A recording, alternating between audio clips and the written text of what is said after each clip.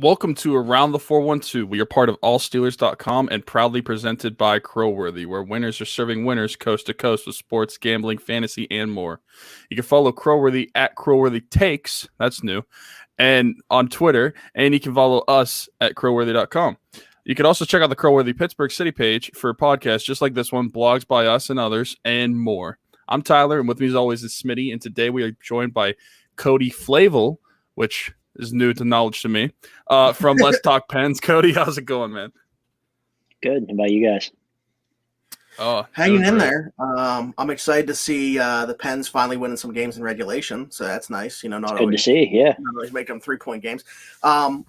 This is, I don't know if you guys noticed at the top of this. This does say Bucks and Pucks show. I know there's not much Bucks to talk about, but Cody, are you a fan of all the Pittsburgh sports teams? Then, yeah, I am. First and foremost, we had to figure that out because if you were said no, I would have had to have changed the layout of it, made your screen a little bit smaller, maybe even got you out of here. But no, I will say just to talk about the Pirates a little bit then before we do move on and talk about a lot about hockey. I will say spring training means absolutely nothing, but like where this team is at this year compared to last year, even though this team is going to be absolute dog shit this year and probably lose close to 100 games, if not more than that. I think that there's more reason for optimism right now than there was going into last year. And I've said this before. I don't know if Derek Shelton's going to be a very good manager when this team is ready to compete. But for the time right now, I feel like he's the perfect manager for this team, the right blend of a player's coach with a little bit of old school, but that analytical approach and willing to be like open to that type of stuff. What's your take on Derek Shelton and the Pirates coming into this season? I like him a lot for the same reasons you said. I mean, he's got that great personality when it comes to, the overall, I think, direction of the team. Obviously, as you said, it's not going to be that good. But I think his personality and his upbeat personality is what's going to keep this team kind of together. And with, Cabrian Hayes and a couple other of these younger guys coming up here in the next, even probably this season, I think he's the guy for this current moment to lead this team. Yeah. Tyler, I mean, I think that we've had conversations and you feel the same way. Again, is he going to be the manager that, brings this team back to the promised land and is the manager, in that short window that we're hoping for of that 13-15 run again? I don't know. I don't know if he's going to be a good manager for a winning ball club that's supposed to be competitive. But for right now, I think we're in the same boat and saying that he's the perfect manager for a rebuilding club. Yeah, I think Ben Sherrington brought him at the right time. He was the right guy for the job.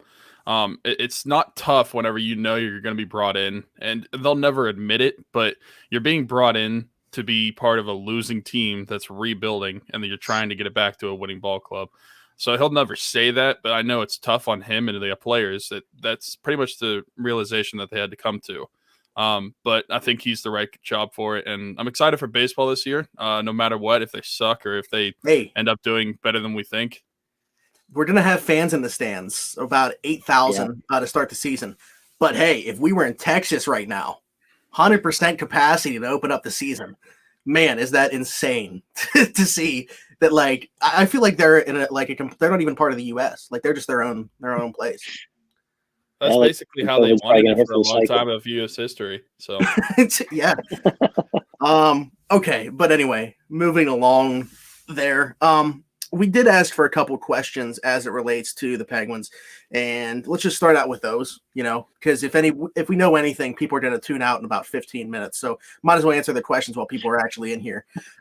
John said, how can we get anything from the fourth line?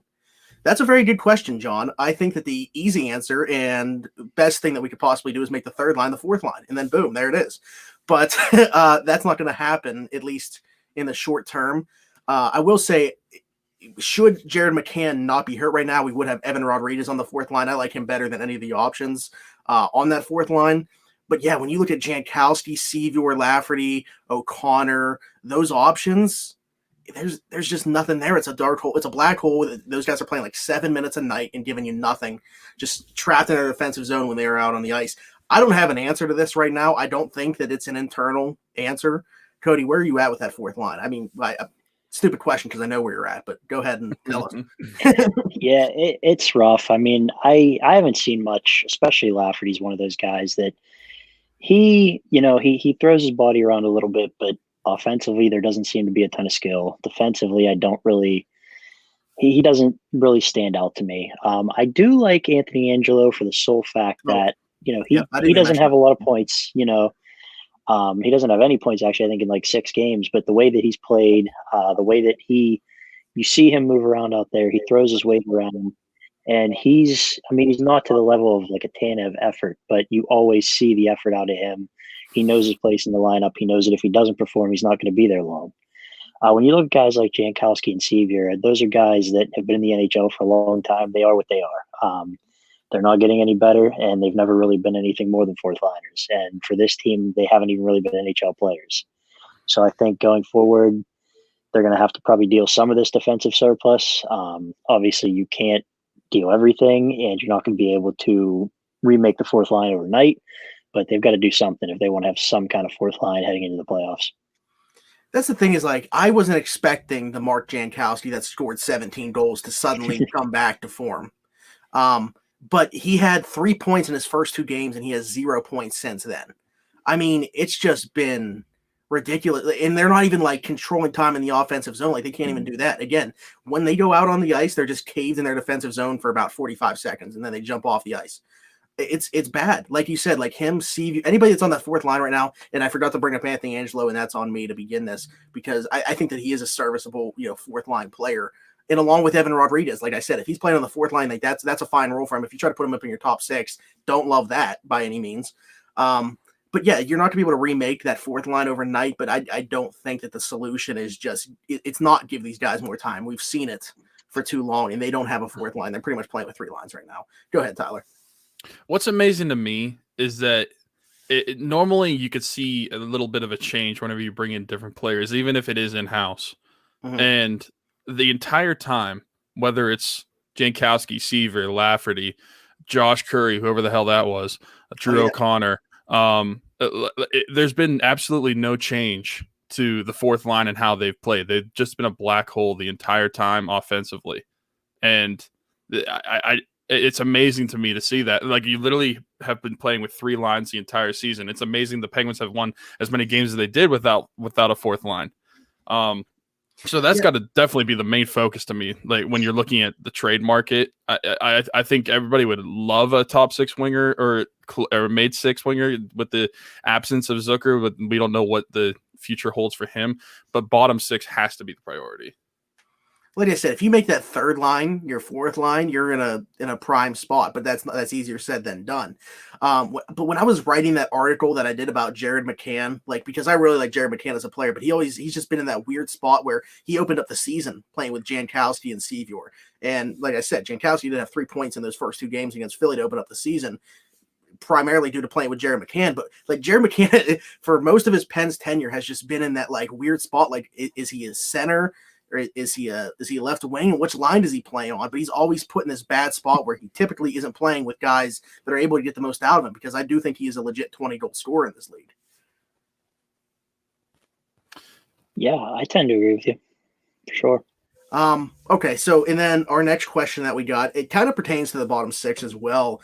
By the way, I love this person's name. Teabags69 asks, how good is Zach Aston Reese? And could he play on the first line? First off, that should have been your new Twitter handle. It was taken. It couldn't have been. True. you should have been ZBag69.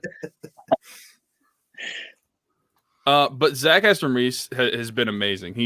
I think he's been honestly more so of what he was advertised as out of college since coming back from injury this year. Yeah, we've seen him than we've seen in previous years. A little bit more offense. I think he's been a little bit more offensive. Yeah, exactly.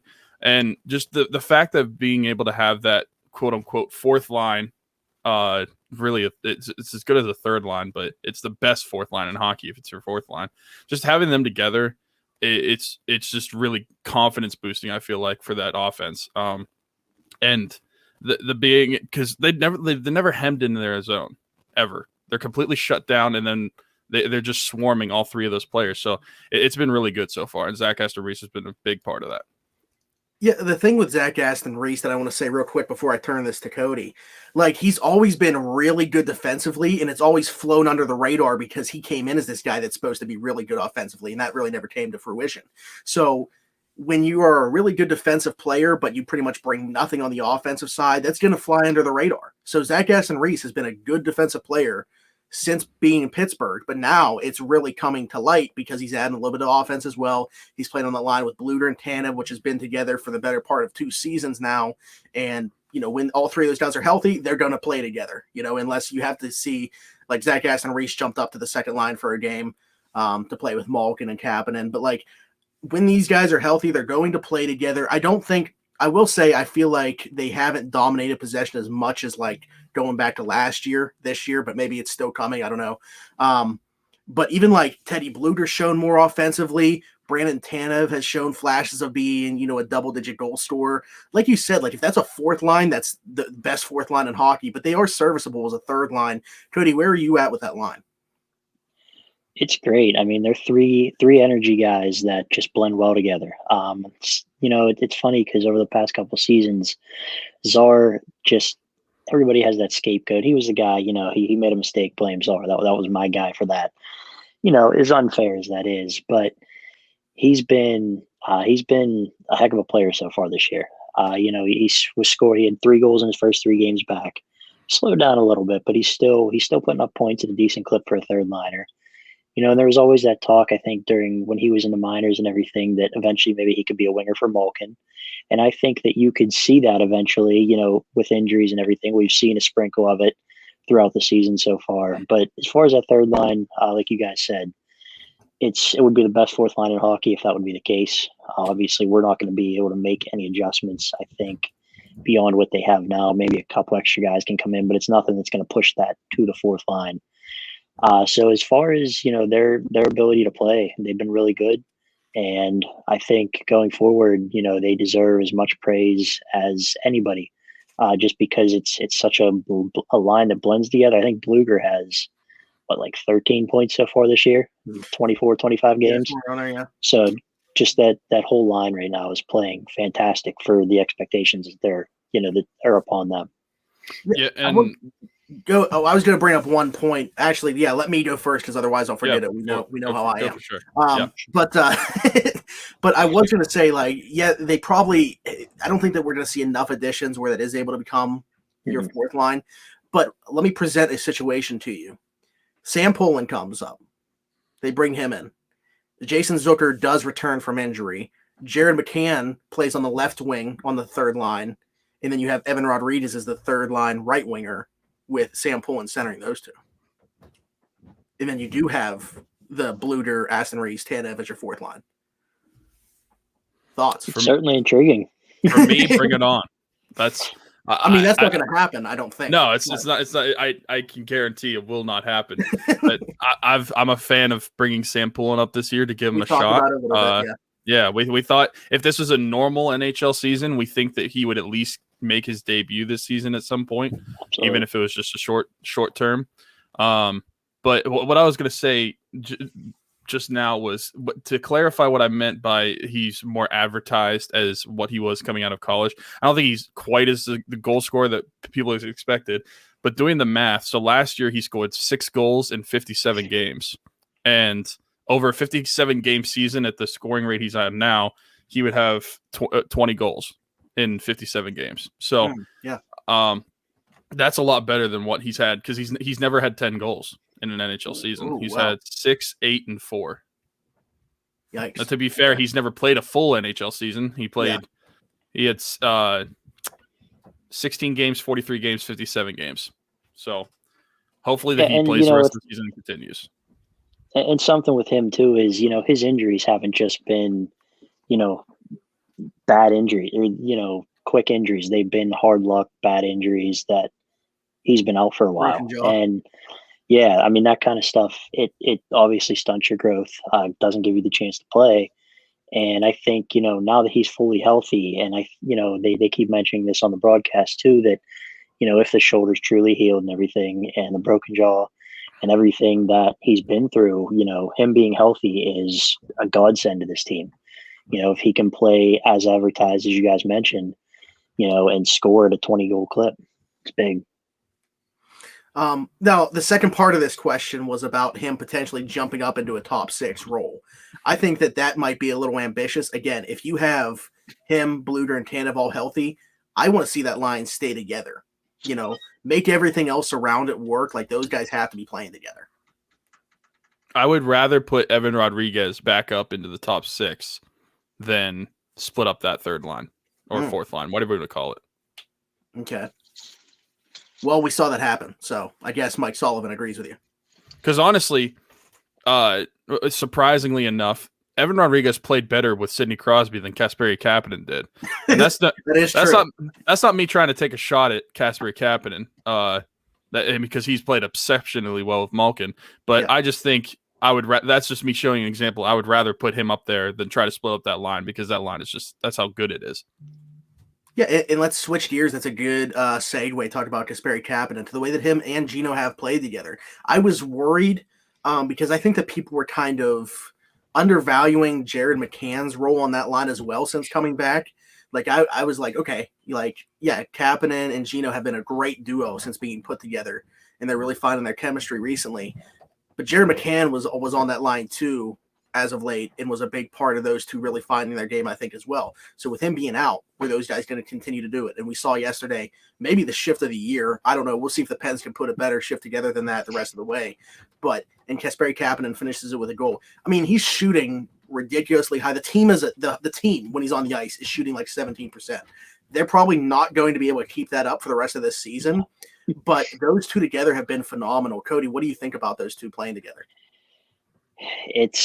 Obviously, again, I think Kapanen was expected to be Sid's winger. Obviously, things change, and it seems like every time we find Sid's winger, so to say, Gino ends up taking him.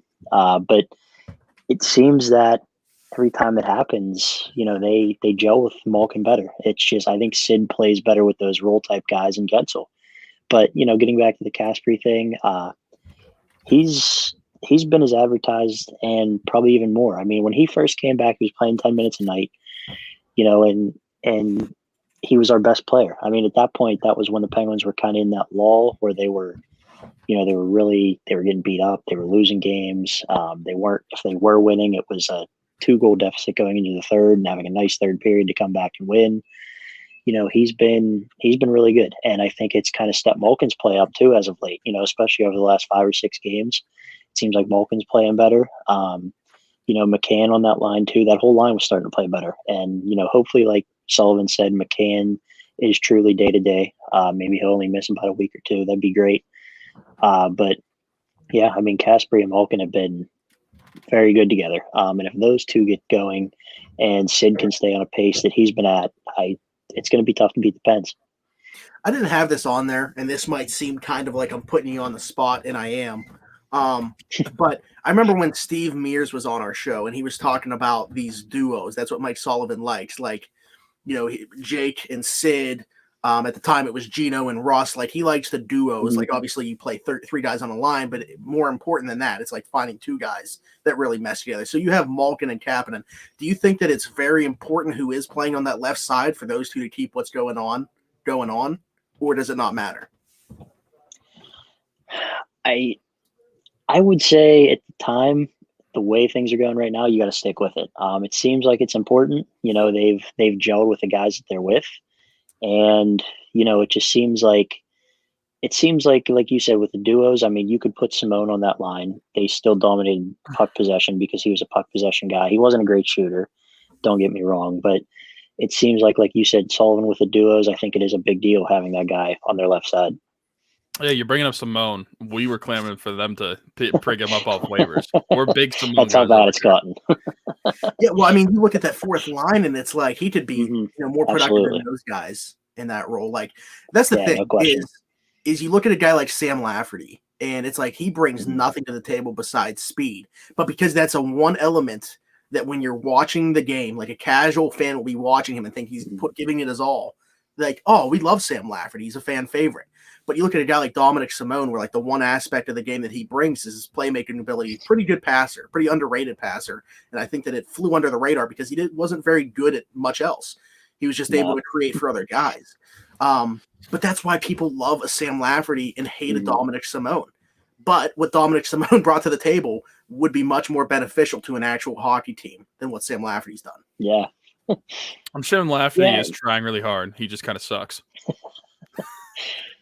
You know what's crazy is he had 11 points or something like that in his first 10 games because he scored like 3 empty net goals and had a bunch of secondary assists. Mm-hmm. And then since then, I think he has 1 career point. Like he's just, yeah. That's why, man, these small sample size, people need to take him with a grain of salt. And again, these casual fans that just see how hard Lafferty is trying need to realize he's really not doing anything. He's not creating anything out there when he's flying around. No, it's completely different than someone like Tanev who's flying around the entire time, but he's actually productive. Like, watch the two of them play if you wanted to just compare speed games, and then watch what Tanev does with his speed compared to what Lafferty does, if you really think that he's doing a lot. Yeah, and you really want to talk about people that suck. Tyler and I, we suck.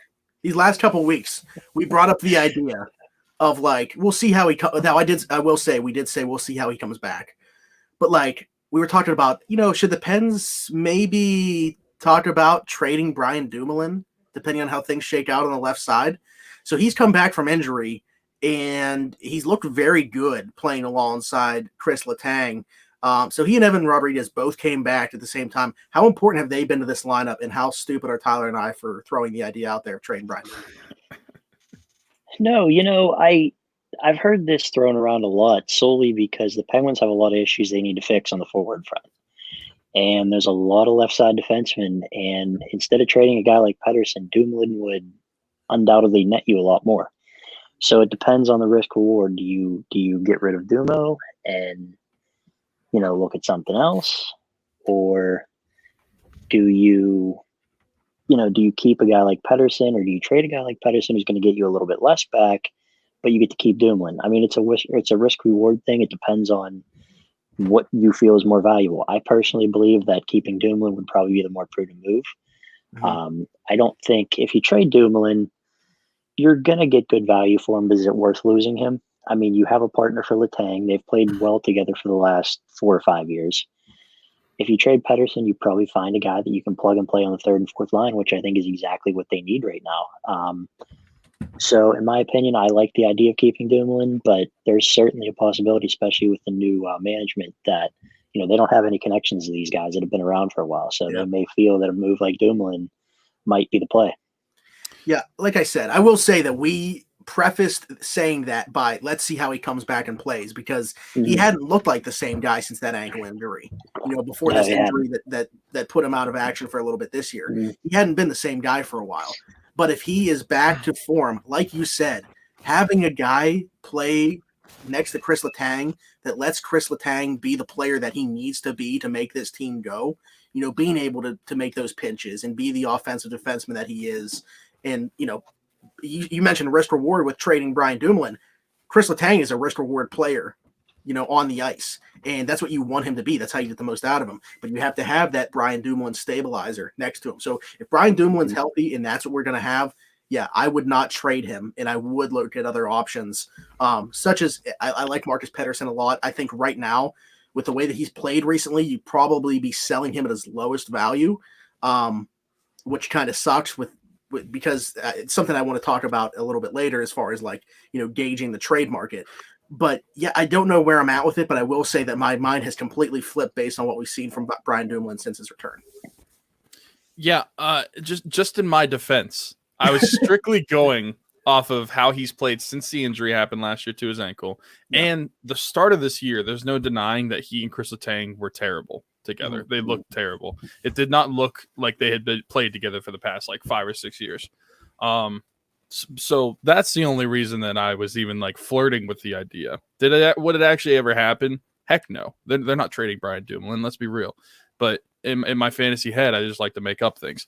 But yeah, he's looked really good ever since coming back, and he's been that defensive anchor for Chris Letang, and that's whenever Chris Letang can be his best as well. Whenever he doesn't have to be, I mean, maybe this sounds wrong, but he doesn't have to be as responsible as he should be. And he can take those risks and maybe jump up into the offensive zone when you have that anchor and Brian Dumoulin back there. It's been really good so far these past few games. I want to add to that too, as far as Brian Dumoulin, we know what he is on the defensive side. Does he really bring much in the offensive side? No, but at the same time, what I will say is he always has his head up and he's looking for sticks. He's looking for that redirection, like that shot pass, which I love to see. When it works to perfection, it's one of the most beautiful plays in hockey. But I just wanted to add that in there because it's not like the guy's completely useless in the offensive zone either. I think he's one of the best defensive defensemen in Penguins history, but he does have a little bit of an offensive side to his game. And one more thing I wanted to add to that too, just when you mentioned earlier that Dumoulin is the perfect partner for Letang. I mean, I think we saw that in spades while he was out too.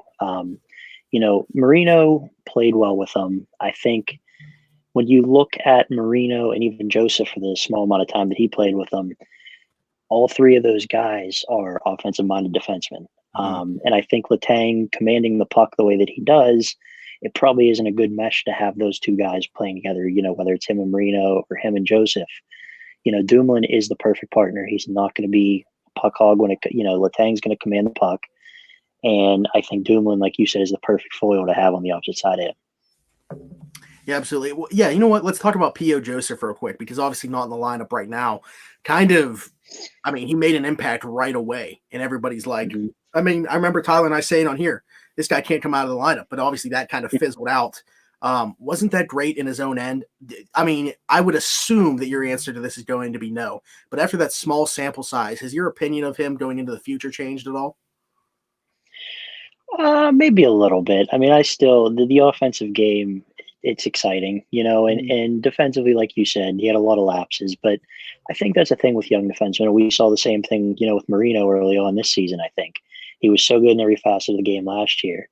And come the early part of this season, he looked lost in the first, 10 games, as did the rest of the team. But I think you could argue he might have been the worst defenseman outside of Letang to start the year just because of expectations. They both were expected to do a lot, and they both really weren't that good to start the year. And, now that they're all playing, they all kind of found their form. I like Joseph's future. I think the best thing for him right now is to be in Wilkes-Barre playing games. There's no sense in having him sit and watch. That's not really going to help his development. He was the piece of the Kessel trade, and obviously Kessel winning as much as he did here, you'd like to make sure that piece that you got back is a part of your future. So I think I'm still excited about his future. Maybe not to the extent we were when he was scoring goals and making offensive plays at the rate that he was, in his first 10 games or so. But I think he's going to be all right. And, he'll fit into this top six perfectly fine, I think, as early as next year. By the way, Pittsburgh Clothing Company commented on our live stream and said, nice shirt. So I'm assuming that's that. So. Yeah. Okay, let's talk about the other player that returned along then with Brian Dumoulin. He's been brought up a little bit already, Evan Rodriguez. I like him in a bottom six role and everything, in a pinch like they're in right now. He's playing in the top six on the second line right now. Is he, Mike Sullivan talked about him as kind of like a Swiss Army knife that he feels like he can put up and down the lineup. Kind of like, I'm not comparing him to Brian Rust, but that's what we said about Brian Rust early in his career. How are you a fan of Evan Rodriguez? Do you think that is he a piece for this team going forward? It's kind of funny that I remember I said earlier Czar was my whipping boy. I think Rodriguez has kind of taken that role now that Czar's playing a little better. But in all seriousness, he's been okay. I haven't noticed anything great from him. I don't like his hands all that much. I think he turns the puck over a little bit too much. But I see enough in his game that he can translate in a pinch in a top six. I don't think he's a guy that you look at and say, is a permanent fixture on this team. He's probably a better fourth line option than what we have currently. But unfortunately, because of the lack of depth that they have with the injuries, he's going to have to play in a higher role. With Zucker out, McCann out, he's going to be kind of the guy forced into that because you don't want to break up that third line. And I don't think anybody wants to see guys like Lafferty and O'Connor take consistent shifts with that second line. So he's the guy right now. He's going to have an extended chance to prove it, it looks like, with McCann probably out at least a week. But, like I said, he'll be better suited in a fourth line role once everybody gets healthy and everything gets back to normal. But, like I said, he's been okay. Like I said, somebody has to be my whipping boy personally, and he's been it to this point. So he's about to get some games in against his old squad. So we'll see. Yes, he is. We see even as recently as Jack Johnson play with the Rangers score Yeah. against us, and we know what Yep. Connor Sherry does against us. Maybe Evan Rodriguez can return the favor in these next couple games against Buffalo. I hope so. Yeah. I hope so. Dude, what kind of sick joke was that, by the way? Jack Johnson scoring a goal. That's the hockey gods right there. The Penguins didn't even tweet the name of who scored it. they just said Rangers score. But yeah, for me, Evan Rodriguez, he's pretty good in your bottom six, and I think when you're fully healthy, you got to imagine that you'd have Kapanen still with Gino, and then if you put Zucker on that left wing, keep the top line still the same, keep that third line still the same. Then you've got McCann, Rodriguez, and then possibly whoever you trade for. I think that's a pretty decent lineup when you look at it, and it's hard for me to hate on Evan Rodriguez. I mean, he is what it is, but like you said, he's not suited for the top six, but for the time being, I'd rather play him there than split up that line. Yeah. Yeah, I mean, he's turned out to be, like I said, he's better than Jankowski, Seaview, or any of those fourth-line options. And I guess at the time being, anybody else they could potentially be playing with Gino and Kapanen. So as long as he doesn't mess up what's going on with those two, that's fine. Just stay out of the way. You can clickbait the crap out of what you said earlier. Evan Rodriguez is the new Brian Rust. Listen, I'm going based off Mike Sullivan's wording just and saying take that and run with Army knife that he can move up and down the lineup. But hey, to me, he has an even Corsi, so it's hard for me to hate him right now. If he was negative Corsi, then I could hate him. There you go. Let's get Jesse Marshall on here. Let's see what he thinks. We'll call it a day. Absolutely. No, but a couple other things that I wanted to bring up on here. The one came to mind just as we were talking about the defensive pairings. Again, this wasn't something I had on here. Mike Matheson, is he like the most polarizing player that we've had in Pittsburgh in terms of the style of play that he has in a very long time? It's like if he's in the offensive zone, he looks like this guy's like the best player on the ice, and then he gets caved in defensively. So it's night and day.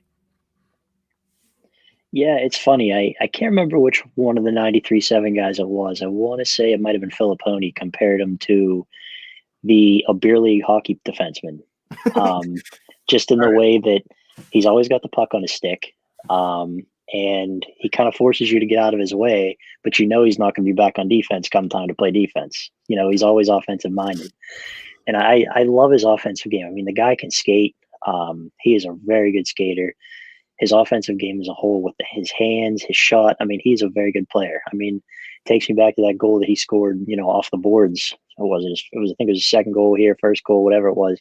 Shot it off the boards, picked it up, and made that pass. I think it was to Rust on the back door, and Rust scored, and it was like, just seeing the offensive instinct and stuff like that. It's crazy. I like him a lot. He should be playing at this kind of rate. I mean, considering the Penguins gave up a hefty amount to get rid of him, and Hornquist was probably at the end of his run here. But at the same time, I mean, they offloaded him expecting to clear cap, and actually between him and Sevier took on more. So it didn't really make a ton of sense. And I think the power play is hurting because Hornquist is gone. Obviously that net front guy not being there is definitely not helping their power play that's been abysmal to this point. But, a guy like Matheson, I think, brings a lot to the lineup in terms of offense. And, I was talking to a buddy the other day. You can teach defense, you can coach that. Matheson has tools like skating and stuff that you can't teach. So when you have a player like that, all you really have to do is try to teach him some defense. I mean, it's a lot easier said than done, but if the coaching staff can kind of beat that into his head and get him to play a little bit better on defense, he could be a stud. I think he's still only 26. I mean, he's still a young player. Mm-hmm. So he's in the early portion of his career and going into the prime. So I think if they can kind of button down his defense, he's going to be a really important part of that defense going forward. Yeah, that's the thing. He definitely is the term. Like, he's going to be part of this future unless for some reason they unload him. Again, it wasn't, this front office that traded for him. So who knows? Exactly. I agree with you. I think that there's definitely the room for improvement there, but I also expect that to happen. I will say too, something I didn't have on here that I was just thinking about, like Todd Reardon was brought in to fix the power play and work with the defense. Mm-hmm. Like, what has he been doing? He's pretty much had the same contribution to the team as I've had this year. He's sitting out back smoking cigarettes while they just pass.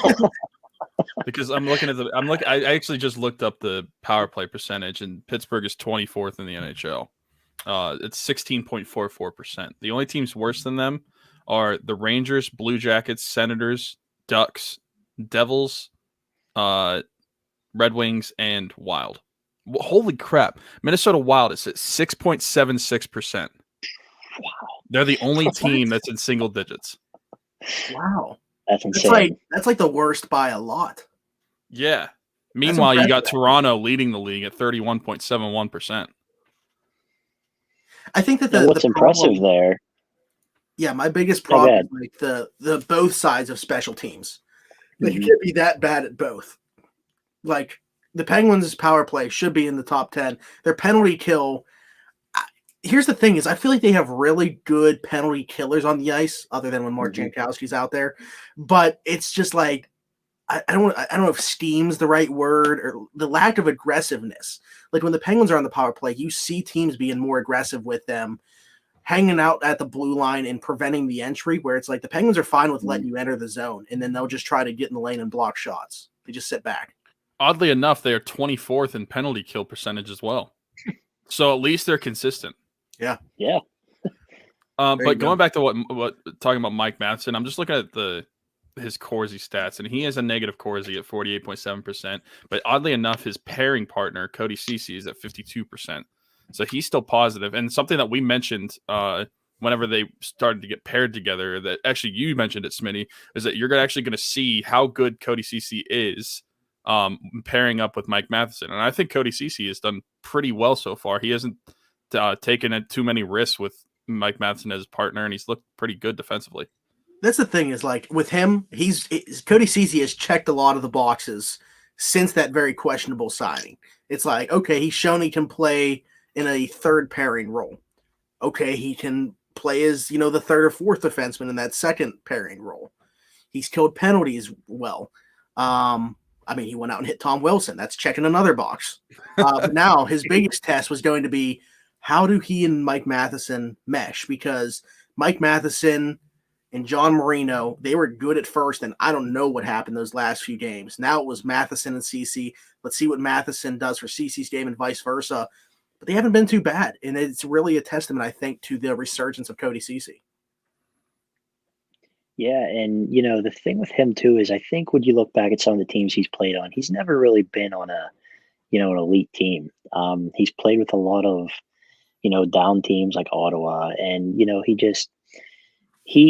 I think he had a bad rap, and deservedly so. His numbers weren't good. But I think playing in a more up-tempo system like the Penguins have, and playing with guys that are more offensive minded, we're going to help him show his offensive game a little more. And I think he's been pretty good. We talked about his offensive game, though. I will say, like, as far as like when he has been on a good team, like going back to like Toronto last year, right? They said that his biggest issue was he became too involved offensively with that. Was taking too many chances, tried to get involved in Toronto's high scoring philosophy and the way that they play hockey. And that's just not who he is. Now he's in a perfect system, I feel like, for him. And I don't know where Tyler's going to go with this opinion here. So I'll let him say his thing, but I have one more thing about Cody Ceci, which I'm curious to get your answer on. Go ahead. Well, Tyler. I was just going to ask Cody himself, because we talked about it a couple weeks ago, and our thoughts on it was, we were both agreed on it. But Cody, would you extend? Never mind, I have nothing else after this. Yeah, would you extend Cody Ceci before the end of this season? It's a tough question. It's tough because you have a guy like Joseph in the system. You'd like to clear some space to get him in the lineup, and they have all these defensemen like Ricola, Ruedel, who are on shorter term contracts. There's so much defensive depth that it's hard to say yes to that, because if he truly is this type of player, what kind of money is he going to command? I mean, I don't think he can command much, but it seems like over the past couple of seasons, a lot of these even bottom pairing defensemen have been getting, $2 and $3 million contracts over the course of 2 or 3 years. And with a team like the Penguins, they already have so much money tied up in that defense. They'd be better off keeping a guy like Ruedel, keeping a guy like Joseph, because he's still on a cheap contract. It's tough. I mean, it just depends on, especially if one of these, if they decide to blow it up and trade the tag. Not saying that's going to happen, but I think it's a possibility depending on how the rest of the season goes with the new management team. So I'm kind of 50-50 on that. I'd like to see his play extend over the rest of the season to make sure he truly is this player. And this isn't like an anomaly of some sorts. So I think either way they'd be okay, as long as they didn't spend a ton of money and didn't give him a ton of term to do so. Yeah, I think that's probably where I'm at as well. I guess I'm just thinking the idea of having him back. I do like when you do, not even looking at the term or the money on it. It's just the idea of Cody CC being back. It's like, yeah, I think that they should explore potentially giving him another year or two here. But yeah, absolutely. If he's going to command, $3+ million, if a team feels that confident about him, we can't really do that when you look at the money in term that's already invested in the rest of this defense. So yeah, I would say that I'm probably on board with your line of thinking there as well. That's why I would give him the rest of March and then go into April. And if he doesn't show any signs of slowing down at the pace that he's been going at, then I would try to talk to him about giving you an extension for a couple of years, because you want to do that. If that's your guy, you want to do that before he hits free agency, because then his numbers will go up even more.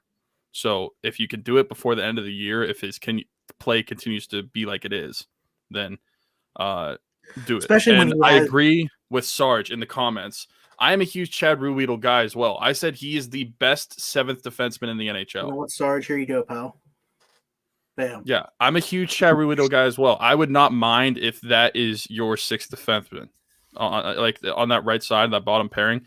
I'd like that. He's played exceptionally well every single chance he's given. And even this year, we saw him playing on his offside, and he was still playing well. So I'm a big fan of his. But I don't know that maybe the Penguins aren't as big as I am on him or others are. Maybe we don't know how Mike Sullivan feels about him, truthfully. So maybe that's why he's not in the lineup as much. But who knows? I'm still a huge fan of his. I'd be interested to see the fan reaction too. I mean, especially because when he first signed the deal, it was like, oh wow, Jack Johnson 2.0.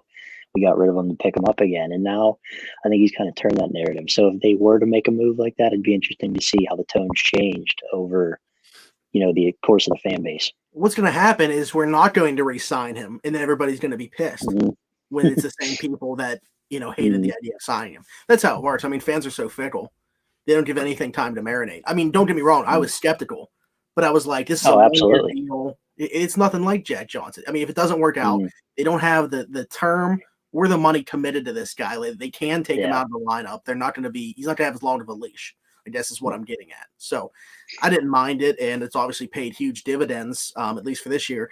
And his price is going to go up once he gets his name on the Stanley Cup after this year. So, okay, but a couple more things. I said I wanted to talk about some trade. I guess you could say targets, but just like the rumor mill in general. I mean, we've seen a couple names like Rickard Rakell, who of course, decides to go out and have like 8 points in his last 4 games or whatever he's doing now, after only having like 2 goals on the year or something like that. That seems more of like a move if you're talking about acquiring a winger for the top 6. But guys like Eric Hall's name has been thrown out there that the Pens might be kicking the tires on. Pretty much anybody in Nashville seems like they're, it seems like they're willing to deal anybody there. Is there any names that you've really thought about as potentially a fit for the Penguins, whether it be in a top 6 or bottom 6 role? Obviously, I don't think we're talking about defense here. Yeah. I think it seems like we could have anybody off of Detroit we wanted. I think, there's guys like Anthony Mantha, yeah, he's like the untouchable. And Anthony Mantha, I haven't looked into what his contract situation is, how he would fit, but that's a guy like you mentioned, Rakell. I think he'd fit in well here. Sometimes it's just that's change of scenery. They could be going through a slump, and we've seen it with guys here. Justin Schultz was buried in Edmonton, came here, became the folk hero that he was. So I think personally, like Anthony Mantha, Rickard Rakell, guys like that. I haven't really gotten into too much of, what's available at the moment to give you a specific name, but those are 2 of the names that would come up, top of my head. Anthony Yeah, Mantha's cap friendly is Yeah, I just put it. $5.7 million a year for the next. Well, he has this year and then 3 years after this. Yeah, that'd be a tough one. Yeah, and you think regardless of who it is, we're gonna have to see some money go out in the deal. So that's where it gets even, more interesting, I would say. Yeah. Let me look at Nashville's cap friendly. Some of the guys. I would say that's a there. team to look at because it sounds like similarly to Detroit, they are willing to deal pretty much anybody. So I mean, if you wanted to go for a guy like Victor Arvidsson, he makes and if you're trading one of those left side defensemen, he makes $4.25 million, so about the same as what pretty much all of our left side defensemen are making. What's the term? He is this year and 3 more years after this. Oh, wow. For that same 4.25 each year? Mm-hmm. So, I mean, if you're looking for a guy that's not just a rental and you have some term like they looked for in Zucker last year, that could be an option. And then Michael Granlund, he's a free agent after this year, so he'd be a rental. But he makes $3.75 million. And then Eric Holla would also be a rental, and he makes $1.75 million. Somebody just asked, what do they give up for a Raquel or a Mantha? That's where it gets interesting because, again, they don't have the ability to just take on one of these guys and give up draft picks because, the cap situation wouldn't allow it. You have to see some money go out. So we've been bringing up these, the left side defensemen as options. But even if with what Mantha's making, that's a little bit over what a guy like Pettersson makes. So it'd have to be even more than that. I don't know. I think that it starts there, though, is with one of those left side defensemen going the other way. And from there, I don't know how you figure out the rest. Raquel's relatively affordable, though, right? Because I think he only has, is it just next year on his deal as well? I think that's it. Let me look at the Ducks cap friendly real quick. But just to touch on what we would include in trade, if you're looking at picks for this year, the Penguins only have their second, their fifth, and then they have their seventh, and then 2 more 7th round picks. So they don't have a first, third, fourth, or sixth that they could deal this year. They could look at the 2022 draft, but I don't know how many teams are going to go into that. But Rickard Raquel, he would have next year as well, not just this year, and he makes $3.789444 million. What does he make? Pie? Is that what that is? Did you just give us the number for pie? Pretty close, yeah. But it really okay. So he makes close to $3.8 million, and you'd have him for next year as well. Okay. Yeah, see, that's not bad. I think that the Mantha one would be interesting because I don't know what we could include to get money out other than one of those left side defensemen. But if you're talking about, Raquel or Arvidsson, they could make that work for sure, contract wise. Yeah, and both of them would have term after this year, so I like that better than rentals. I was gonna say, where do you guys stand on rentals? Just in general. I mean, I know that's a pretty general question. But as far as like giving away future assets for a guy that you can pretty much guarantee he's leaving after the year, where do you guys stand on trades like that? Listen, I know that if that's your guy, then it's your guy. But you better be pretty sure you're winning the Stanley Cup if you're going to make a trade for a rental. This team this year, I would personally not want to trade for a rental because I don't have the confidence that they're going to win the Stanley Cup. Maybe the team opinion is different, but as a fan perspective, I don't want a rental. No, and that's what I was going to say. I mean, if you feel that you have the shot to win, obviously you can go out and take on a guy that you know is going to leave at the end of the year. But they did it with Hossa.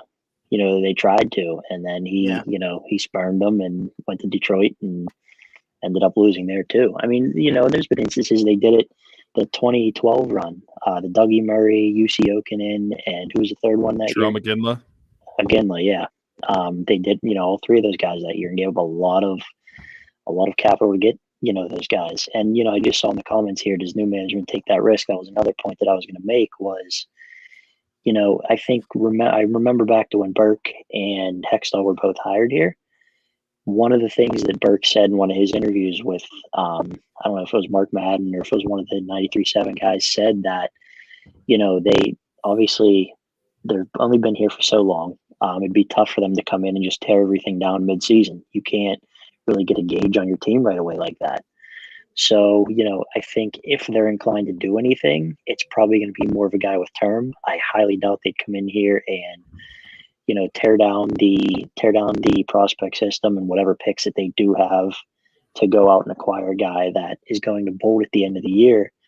And realistically, they may not even be, we're not even sure if they'll make the playoffs. I think they will. But, there's no guarantee. And I don't think that they can take that kind of risk at this point. Yeah, I would tend to agree there. The thing is just, though, like, it's all up in the air because it's such a unique situation. Like, how often do you see a GM just, like, walk out on a team right at the start of a season when you feel like that team is at the very least a playoff contender? I mean, that just doesn't happen every day. And now you have a very different philosophical GM come in a different front office. They actually, we didn't have a president of hockey operations, and now we do. So it's just, I think that it's all up in the air into how they're going to handle this situation. But that's why I would tend to agree. I don't think that they're going to, put all their chips in on this year just because it's so fresh to them. This is a brand new team to these guys. They haven't had a ton of time to go over the roster from top to bottom. I mean, it's just, again, it's a weird situation, and it's going to be very different. Like Hextall, completely different from Jim Rutherford in the fact that he keeps everything closer to the vest. He's not going to be outspoken about what he's doing. Like Jim Rutherford would tell you 48 hours in advance, hey, I'm making a trade in 2 days. Like, you're not going to see that happen now. And also, I don't know if it was just Philly not giving him the reins to do so or what it was, but Hextall has never been that guy, and that was kind of a knock on him to go out and pull the trigger on these big deals. And people would always, in Philly would say that's why they never got over that hump. I would argue that it was just a matter of finding the goaltender, which, maybe they finally did in Carter Hart, but I have no idea what's going on this year with him. But that's always been the thing. He built a lot of talent there, and I think he does deserve a lot of credit for what they have going on there now with a really good team in Philly. But the big knock on him was he was always unwilling to pull that trigger. I don't know if that was him or ownership or what it might have been. But again, I'm just looking at completely different GMs that we have here now, and it's all kind of up in the air as to what they're going to do. Yeah, I don't see this year being a year that the Penguins are going to make outlandish trades. I just think this is more an evaluation year. Wait until tomorrow. Something's just going to happen. Oh, I know. I think it's, in my opinion, it's more of an evaluation year for what is the first year of management. They need to see where this team is at. And when it comes to making trades, honestly, besides the guys that you have on the roster so far, there's really not much that you have in trading capital. You don't really have a lot of picks, you don't have a first, you don't have a third or fourth. You have that second, but then you look at your prospects. If you're taking out P.O. Joseph from your prospect pool, then you really only have 4 prospects. You got Sam Poulin, Nathan Laguerre, Joel Blomqvist, and Callie Klang, the 2 goalies that they drafted last year. And that's pretty much it. You don't really have a flourishing prospect pool in the Penguin system. It's probably bottom 3 in the NHL right now. So I just don't really know how realistic it is to expect any flashy deals this year. I think you can expect that a left side defenseman is the most likely to go out, but after that, I don't know what's going to be included with the deal because the Penguins really don't have much that they can add, and I don't think that Hextall is going to be a guy who, if he's known as that rebuilder, is going to be wanting to trade this capital away right away. And I will say, as we talked about with all these things up in the air, we have no idea what is going to happen in the offseason, though. Depending on how the rest of the season goes, we could be looking at a very different roster come next Penguin season. Yeah, I still don't know how much I can get on board with the idea of obviously there's a lot of players that could be moved, but the idea of Gino or Letang not being on the team to me is just still I don't know how I feel about it. Somebody made a great point yesterday. They responded to our tweet around the 412 when we tweeted out about Jack Johnson scoring. They said this alone should make us never trade Gino or Letang. Do you know what those guys would do against us? Oh, they score like 4 points a night if they played against the Penguins. But Hunter here has an idea to fix the bottom 6. I mean, just throw Matheson as the third line left winger. Bam. He already plays there, seems like, so. Yeah. Okay, so I guess to wrap up here, I have the last thing is a Pens temperature check. So where are you at with this team? I mean, they obviously been a roller coaster up and down. As I said, not many wins in regulation. They're very good in one-goal games, very good in overtime. But they're finally about to play these bottom feeders, 7 of their next 9 games against Buffalo and New Jersey. So they fared pretty well where they're in a playoff spot right now, even playing just the top teams in the division. Now we're going to see them go against these bottom feeders. Where are you at with the Penguins? Well, like you said, they're finally going to get to play these bottom teams. And it seems like over the past few weeks, whatever team just got done playing those teams was at the top of the division. When you look at the way the division switched around, the Islanders have been in the lead a little bit. Boston's been in the lead. So, hopefully the Penguins can take advantage of this opportunity. I think you're really going to see where they're at once these, next 9 games come. If they find a way to somehow, go 5-4 over this course of games and only get like 10 out of the 20 or 18 points that would be available, I think that's, you look at that and you call that a disappointment. I think you have to try to win, 7 or 8 of these games and really prove that, you can take care of your business against these bad teams. And if you do, they'll be in a much better position. So I said before the season they'd miss the playoffs. That was my bold prediction. Obviously riding the roller coaster, like you said, at this point, you feel pretty good, especially heading into this stretch of schedule. So hopefully I'm wrong. But I think, if they, like I said, if they take care of business over these next few games and beat, the Devils and the Sabres fairly handily and gain, 15, 16 out of an available 18 to 20 points, that'll be a big step forward for the standings and, to help kind of assure a playoff spot in what's been a very tough division at this point. Yeah, just a couple of weeks ago, I didn't know where I was with the Pens, and kind of like you, I was skeptical. I was like, man, are they one of the 4 best teams in this division? But I would say that my optimism kind of coincides with the play of Tristan Dryer. The way that he stepped up and looked like a number 1 goaltender now. I mean, they don't win that game yesterday if not for him in those final minutes. I mean, they had 1 shot in the third period. It was Sid's empty net goal. They just and that was the second time. Look at that collapse against Philly where they just they went up 3-0 and tried to just play defense the rest of the game. It didn't play very good defense either. They weren't limiting chances in any way, shape, or form. So I don't know where I'm at. I'm way more optimistic than I was just a couple weeks ago. But the biggest thing for me is just going to be health and Tristan Dryer continuing to play like the number 1. We didn't touch on Tristan Dryer at all. So if you want to give your thoughts on him, but yeah, I think these next 9 games, we're going to find out a lot about them because you look at a team like the Capitals, I think like half their points that they have this year are against those bottom feeders. So the Penguins definitely need to take advantage just like the Capitals have when playing them. Yeah. And go ahead. No, you're fine. I just wasn't sure if you're gonna go talk about Tristan Dryer or not because I was about to. Yeah, I was just going to touch on him real quick. I mean, sure. he's been, everything the Penguins have needed lately. He started the year off poorly, and the same thing happened. Casey DeSmith took over, and he played fairly well for a couple games. And ever since he went down with that non-COVID related illness, Jari stepped up. I mean, that's been what. I think 12 games or so now. The Jory's played fantastic. And the Smith's been sprinkled in there on the back-to-backs and whatnot. And he's held his own too. And I think, with the Penguins not necessarily scoring at a clip that you'd like them to, the goaltending plays big. And both of their goaltenders have been, very good over the last month.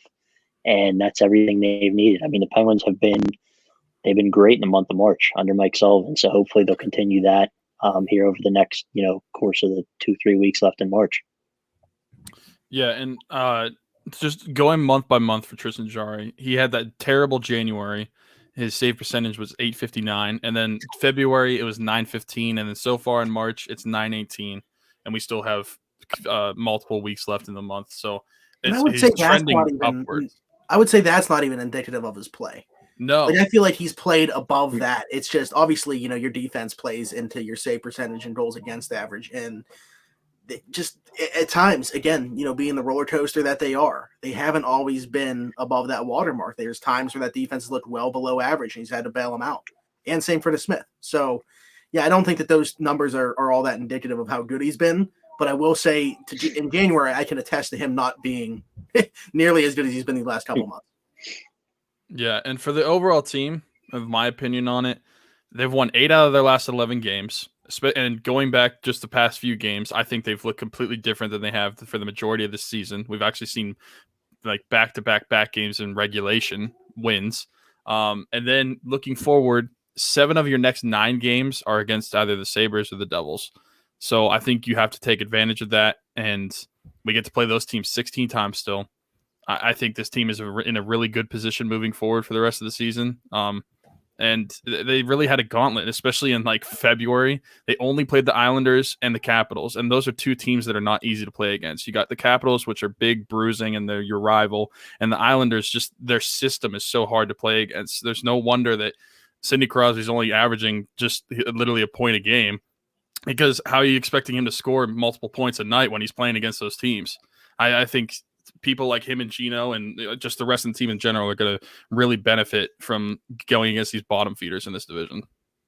That's kind of where I wanted to wrap up, because we have a meeting with our great presenters of the show, Crowworthy Media. But do you think it's fair to say that this team has gotten through the toughest part of their regular season schedule? I think you have to at this point, because the just looking at who they played.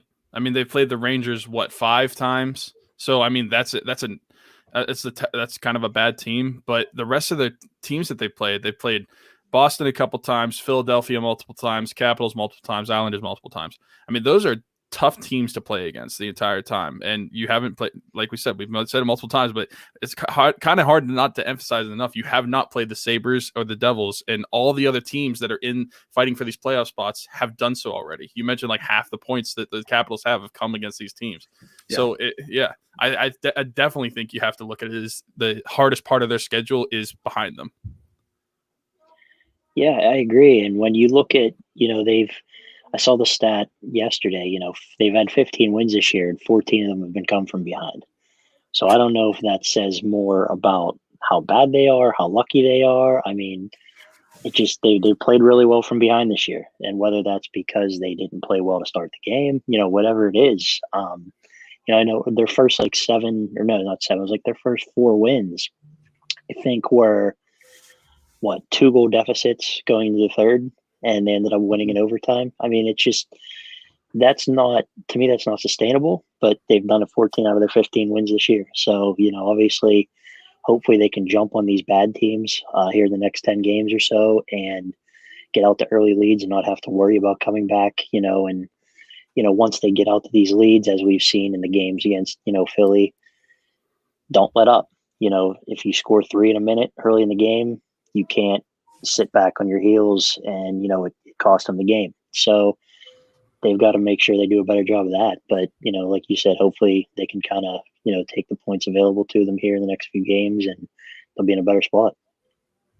I think too, what I would say in closing on this is just, things like that, I would say that they're battle tested, and things like that will pay dividends, I think, down the stretch and in the playoffs, having to come from behind and being so good in 1-goal games, things like that show their colors, I think, to show the fact that even though they might not be the best team, they don't give up. We've seen that for sure. Mm-hmm. So I think things like their style of play so far this year is going to pay dividends down the stretch and into the playoffs. But again, against these bottom feeder teams, hopefully we're not, coming from behind and having to win games in overtime. Just take care of business, put everybody's mind at ease that you can play like one of the best teams in the conference against these bad teams. To quote Herb Brooks, this is your time. Now go out there and take it. There you go. That's a beautiful way to wrap it up. Cody, we can't thank you enough for joining the show, man. It's been a long time coming. I feel like we followed each other for a long time, and I'm glad that we were finally able to make it happen. You're a wealth of knowledge. Absolutely. We enjoy all your stuff at Let's Talk Pens, and we will look forward to having you back on here in the near future. Sounds good. I appreciate you having me. Happy we know how to say your name. Yeah, especially now. As always, Around the 412 is sponsored by Keats Barbershop and Bench Clears. Keats Barbershop's an old-fashioned barbershop. It's located at 180 Brighton Avenue in Rochester, PA. He's open 11 to 7 Tuesday through Friday and 10 to 4 on Saturday. Every Tuesday, he does $5 off for military personnel, first responders, and nurses. And with the pens in full swing, and with us starting to get to these warmer months, I don't know if you guys noticed, but first off, for Tyler and I, 50 degrees, that's perfect. So we're kind of in perfect weather right now. You go get yourself an NHL tank top. It's an NHL jersey, kinda, but it's like an NBA jersey from benchclears.com. You get 20% off when you use the code Crowworthy, all one word, CROWWORTHY. Again, that's benchclears.com. Get you 20% off. Thanks, everybody, for listening to this episode of Around the 412. This has been a presentation of Crowworthy, where winners are serving winners coast to coast with sports, gambling, and more. You can follow us at Around the 412. Visit the Pittsburgh City page at crowworthy.com for podcasts just like this one, blogged by your boys, and much more. Until next time, we'll talk to you. Bye-bye.